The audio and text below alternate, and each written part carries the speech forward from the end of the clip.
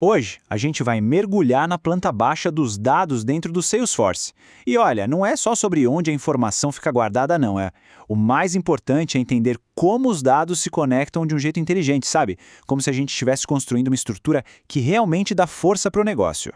Já parou para pensar como é que os registros de dados conversam entre si? Um contato, por exemplo, ele sabe a qual conta pertence. Um caso de suporte se conecta a um produto específico. A verdade é que dados sozinhos, isolados, são só ruído. O poder de verdade, a mágica toda, acontece nas conexões que a gente cria entre eles. E é exatamente por isso que estamos aqui. Não se trata só de armazenar informação. O objetivo é construir relacionamentos inteligentes. A escolha do tipo de relacionamento no Salesforce é, sem dúvida, uma decisão de arquitetura.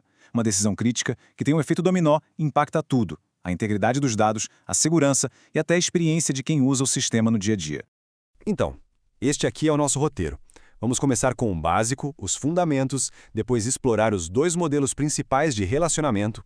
Na sequência, vamos ver como construir pontes para cenários mais complexos, criar hierarquias e até nos conectar com dados que estão fora do Salesforce. E, por fim, o mais importante, como fazer a escolha certa, com uma visão de arquiteto. Ok, vamos começar pela fundação, pelo alicerce de tudo. Gosto de pensar no banco de dados do Salesforce como se fosse uma casa. Cada objeto, contas, contatos, oportunidades, é um cômodo. E os relacionamentos? Bom, eles são as portas e os corredores que ligam esses cômodos, permitindo que a informação flua de um jeito lógico e, claro, útil. No nível mais fundamental, um relacionamento é um campo que conecta um objeto a outro. É muito parecido com uma chave estrangeira em bancos de dados relacionais. Como está aqui na tela, esses campos geralmente terminam com ID, tipo o Account ID num registro de contato, que aponta para a conta principal. Esse é o tijolo, a peça básica com que toda a nossa arquitetura de dados vai ser construída. Agora, chegamos na primeira grande decisão de um arquiteto. Que tipo de conexão construir? Vamos analisar os dois modelos principais. Dá para imaginar como se fosse a escolha entre instalar uma porta comum ou erguer uma parede estrutural. As duas coisas conectam os espaços, mas, nossa, com implicações muito diferentes para a estrutura toda. E aqui estão eles, o relacionamento Lookup e o Master Detail. O Lookup é um link mais solto, com um acoplamento fraco. É a nossa porta padrão entre dois cômodos. Eles estão conectados, claro, mas um pode existir de forma totalmente independente do outro. Já o Master Detail? Esse é um link pai-filho bem forte, com acoplamento rígido. Ele é a parede estrutural. O cômodo filho simplesmente não pode existir sem o cômodo pai. Agora, o que é bem interessante aqui é como a própria documentação do Salesforce define um Master Detail. É um relacionamento pai-filho onde o objeto mestre controla certos comportamentos do objeto de detalhe. A palavra-chave aqui é essa, controle. Não é uma conexão passiva, de jeito nenhum. É uma relação que impõe regras. E esse controle tem consequências bem práticas. Por exemplo, a exclusão é em cascata. Se apagar o registro mestre, todos os detalhes vão junto, já era. A propriedade é ditada pelo mestre, o detalhe não tem um campo de proprietário próprio. A segurança é herdada, o que simplifica bastante o compartilhamento, e um ponto crucial, o link entre eles é sempre obrigatório. Isso garante que nenhum registro filho fique órfão no sistema. Do outro lado, temos o relacionamento Lookup. Ele é a opção da flexibilidade. Ele também conecta dois objetos, mas não tem nenhum efeito automático sobre a exclusão ou a segurança. Se um registro for apagado, o outro continua lá, intacto. A propriedade e a segurança são independentes e o link não é obrigatório por padrão. É a escolha perfeita para conexões opcionais ou quando os objetos precisam manter sua independência. Certo. Então, já vimos as conexões de um para muitos. Mas, e quando um único registro precisa se relacionar com vários outros e vice-versa? Nesses casos, como arquitetos, a gente precisa construir uma ponte, uma solução para um desafio um pouco mais complexo.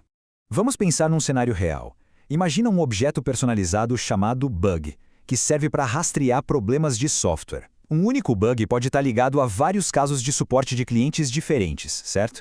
E, ao mesmo tempo, um caso de suporte pode estar relacionado a vários bugs. Como é que a gente modela uma situação dessas? A solução para isso é o chamado objeto de junção. Pense nele como uma peça de conexão, um hub central que forma a ponte entre os dois lados. O segredo dele é ter dois relacionamentos do tipo Master Detail, um para cada objeto pai. Na prática, ele une esses dois mundos, permitindo que um bug se conecte a muitos casos e que um caso se conecte a muitos bugs. E o mais legal é que construir essa ponte é surpreendentemente simples. Primeiro passo, cria-se um novo objeto personalizado que vai ser a nossa junção. Passo 2, adiciona-se o primeiro relacionamento Master Detail, ligando a junção ao primeiro objeto mestre. E o passo 3, adiciona-se o segundo Master Detail, conectando ao outro mestre. E pronto, a ponte de muitos para muitos está construída. Bom, até agora a gente conectou objetos diferentes, mas e se for preciso relacionar um objeto com ele mesmo? Pode parecer um conceito meio estranho à primeira vista, mas essa é uma técnica de arquitetura incrivelmente poderosa para construir hierarquias. Isso se chama autorrelacionamento, e é bem simples na verdade. É só um campo de lookup em um objeto que aponta de volta para o mesmo objeto. É uma forma surpreendentemente elegante de criar estruturas de árvore e hierarquias direto nos dados. E a gente vê isso em ação o tempo todo. A hierarquia de contas no Salesforce, por exemplo, usa exatamente isso. O campo Parent ID em uma conta é um autorrelacionamento que a liga à sua empresa-mãe. Da mesma forma, um campo Manager ID no objeto de usuário pode criar todo o organograma da empresa.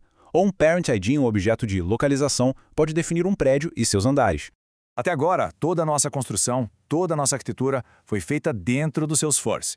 Mas a gente sabe que os dados não vivem só lá, né? E os dados que estão em outros sistemas? Uma arquitetura moderna exige que a gente se conecte com esses mundos externos, que a gente olhe além das fronteiras da nossa organização. A realidade de hoje é essa. Os dados de uma empresa estão espalhados. Estão em sistemas de ERP, em data lakes, em bancos de dados antigos. Isso significa que os nossos relacionamentos de dados também precisam cruzar essas fronteiras. E o Salesforce permite fazer exatamente isso, e muitas vezes sem precisar copiar todos esses dados para dentro da plataforma. Para fazer essa mágica acontecer, existem dois tipos especiais de lookup. Pensa assim, o External Lookup usa a língua do Salesforce, ou seja, o ID de 18 caracteres para se conectar a um objeto que está lá fora. Já o Indirect Lookup é mais esperto. Ele aprende a língua do sistema externo usando um ID único que já existe lá para fazer conexão. Isso é incrivelmente útil para a integração de sistemas. E agora, chegamos ao momento da verdade. Com todas essas ferramentas na mão, como é que se toma a decisão certa?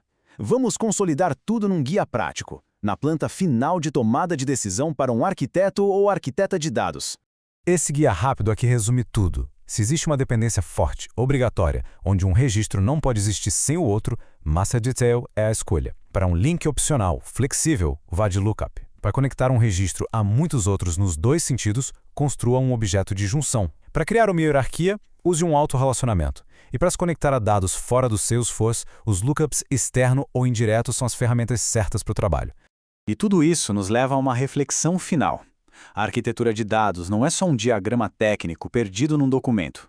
Ela define o potencial do negócio. Então a pergunta que fica é, essa arquitetura de dados que existe hoje, ela está fortalecendo ou limitando o negócio? A resposta, no fim das contas, está nas conexões que se escolhe construir.